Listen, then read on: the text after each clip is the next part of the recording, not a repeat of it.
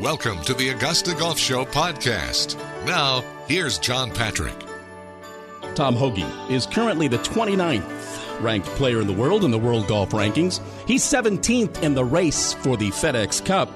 3 top 10 finishes so far this year. Not a bad year. It's a pleasure to welcome Tom Hoge to the Augusta Golf Show for the very first time. How are you, Tom? Yeah, thank you. Thanks for having me on. Well, thank you for saying yes to this. I really appreciate it. How does a guy from Statesville, North Carolina, go to TCU and live in North Dakota? Well, I'm guessing the wife. I'm guessing the wife has something to do with North Dakota. No, so I was born in Statesville. We moved to Fargo, North Dakota when I was 6 months old. Oh, okay. I grew up in Fargo. Went to TCU, and I've been in Fort Worth ever since my TCU days. So I live in Fort Worth, but consider Fargo my hometown. You know, not many golfers from North Dakota, so I've got to claim North Dakota, and it's always fun to be announced as being from Fargo, North Dakota on the first tee. How often do you get back there? Not a lot. You know, I tried to get back there in the summers a little bit because it's a nice time up there, as short as those summers are. But, you know, if I get back once a year now, that's pretty good. But certainly miss going back, you know, July and August when the weather's pretty good up there. Are there good golf courses in North Dakota?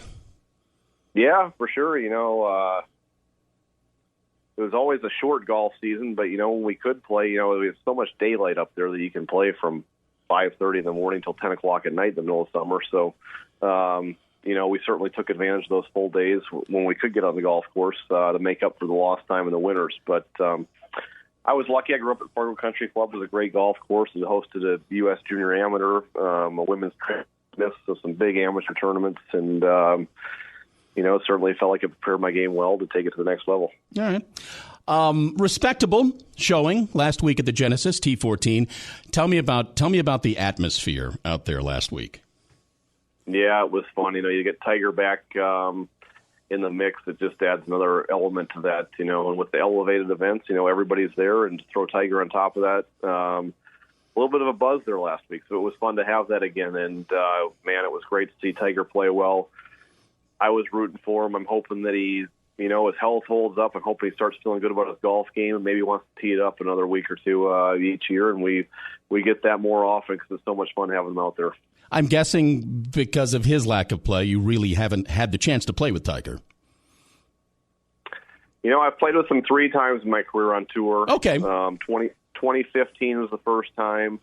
Then I played with him twice during the COVID year. You know, once, that was actually the day that Kobe Bryant passed away. They'll always remember that day because of that. But at Torrey Pines in February, and then the PGA Championship that year on Sunday as well. So played with him a few times, and certainly days I'll always remember from my career. You know, Tiger was the guy for me growing up, and so just to see him walk by you weeks like last week is cool. And like I said, there's nobody that brings what he brings to our game, and the buzz that it creates every week that he shows up is incredible, and certainly hope he's able to do it a little bit more often. I assume you're not playing this week. I assume you're coming back for the Arnold Palmer. How many weeks in a row are you then going to play? Yeah, I'll play Arnold Palmer and the Players' Championship, and then have a week off and play the match play, and then probably a week off before Augusta. So fun to start thinking about Augusta and the Masters. I'm trying to figure out what my best preparation is going to be leading into that week. So, you know, I think I need a few more weeks of rest than I was originally intending, so a couple more weeks off. But I'm excited for this part of the schedule. You know, the Players is a big event and one that I feel like really suits my game well, and then it leads into the Masters, and there's a lot of big golf coming up ahead of us, and certainly a lot of fun. How many weeks can you go in a row, Tom, before you really start to feel it? Well, it's funny, you know, going back to Korn Ferry days, you'd play 9-10 weeks in a row, and just because you had to try to chase that tour card, and it wasn't really that big of a deal. And now, you know, I played the last 3 weeks. I'd played 6 out of 7 weeks and felt like I was pretty tired by the end of this last run. So I guess I don't know if I'm getting old or what's going on here, but it's certainly getting a little bit soft in this day. But it's all relative, you know.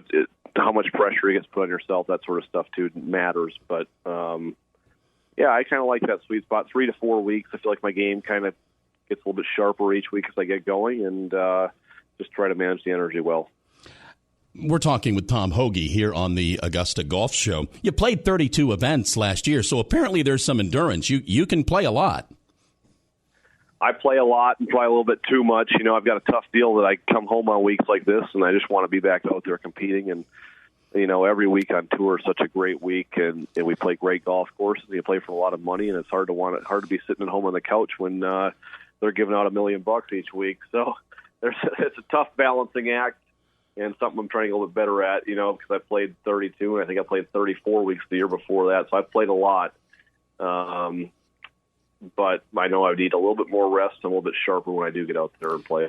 Are you allowed to skip an elevated event? I'm not. I don't know that I know the answer to that. The guys that are in the PIP, the 20 guys that are in the PIP, have to play all of the events. They can miss one. Okay. And for guys like myself that are not in that PIP, you can pick and choose as you want to. So, I've looked at the schedule. I see myself not playing Quail Hollow probably as an elevated event, just because right after that we come back to Texas and play Byron Nelson and Colonial, and those are tournaments I want to play, being close to home here. So that's probably the only one that I'm going to miss, just because, $20 million purse is a lot of incentive to get out there and play well. I understand. You mentioned the Masters. You played in the Masters last year, T39. Tell me about that whole experience. Man, it was a blast. What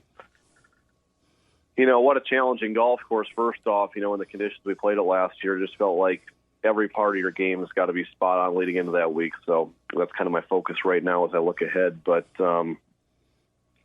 it's the tournament I've always wanted to play in, and it took me till my 8th year on tour, so I certainly gained a lot better appreciation for how hard it is to make it to the Masters and everything that entails. So there was a lot in that week. It was cool to have family and friends there. It was incredible to tee it up there for the first time and kind of celebrate what it took to get to that point. So it was pretty cool. And I played okay. I would have liked to finish a little bit better than I did, but felt like I learned a lot seeing that golf course in a lot of different conditions as the week went on, and hopefully that can help me this year as I get back. Had you been to the tournament before playing?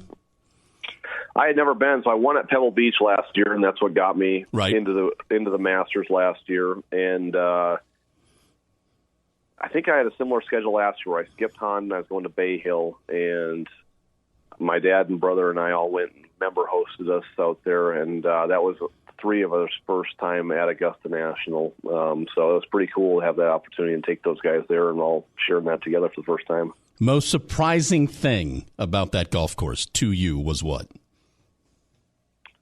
You hear about the elevation change. I feel like everybody talks about that and how TV doesn't do that justice. So I was kind of prepared for that coming out of the gates. But you kind of always heard how you don't have to drive it that well around there. And I was very surprised at how tight some of those tee shots were. Think about a hole like number 7, just straight away and pretty narrow. You got to hit that thing straight out there, and 18 out through that chute. Just how demanding some of the tee shots are. When people always talked about you kind of get away with spraying a little bit sideways. Certainly didn't feel like that was the case, and feel like you've got to drive it really well for the week during the Masters in order to have a good chance and set yourself up for some good iron play. I know you're not, a 40-time participant, but what are your thoughts about moving the tee on 13? Yeah, I can see why they did it. I get, some of the distance these guys have and could cut that corner.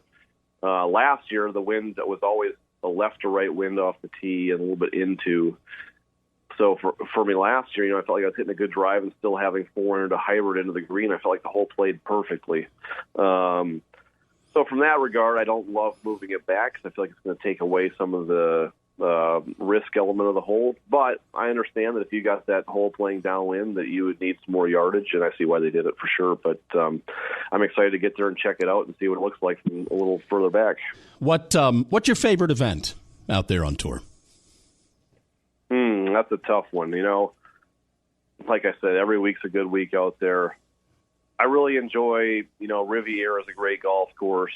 I enjoy playing Spyglass and Pebble Beach where I won, obviously. But, I'd probably go with one of those just because of the golf course. I enjoy playing those good, classic, old-school golf courses that, kind of tree-lined and just, every shot's right there in front of you. When you're out there in Carmel and Monterey, have you had the chance to play Cypress Point?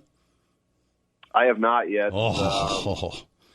Partners a few times with some guys that were members there, but it's just such a busy week for us with 3 golf courses and trying to play all the practice rounds. I haven't made it out yet, but hopefully I can do so in the future.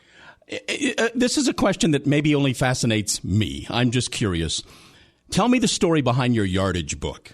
How old is it? What's the reason you use the one you use? I don't have much of a story, to be honest with you. I get the book each week that we show up, and I'm not a big notes guy or anything. Kind of leave that up to my caddy, but I do like to have a yardage book of my own just to look at things as we go. But I'm not real particular to much of anything, so I don't have much of a story there. I'm not superstitious or anything like that, so I kind of just show up and get a new one, and away we go. But I could have making a Ryder Cup. Could you see yourself using that book for a while? Yeah, possibly. I guess it would all depend on how I play at that Ryder Cup. I get a little bit superstitious for that. He is Tom Hoge. Again, he's the 29th ranked player in the world, 17th right now in the race for the FedEx Cup. I know this kind of came about at last minute. Tom, thank you so much for doing this. I appreciate it. Play well, and I can't wait to see you in April. Yeah, absolutely. It's getting fun to start thinking about the Masters, and it's getting close, so excited to get back out there.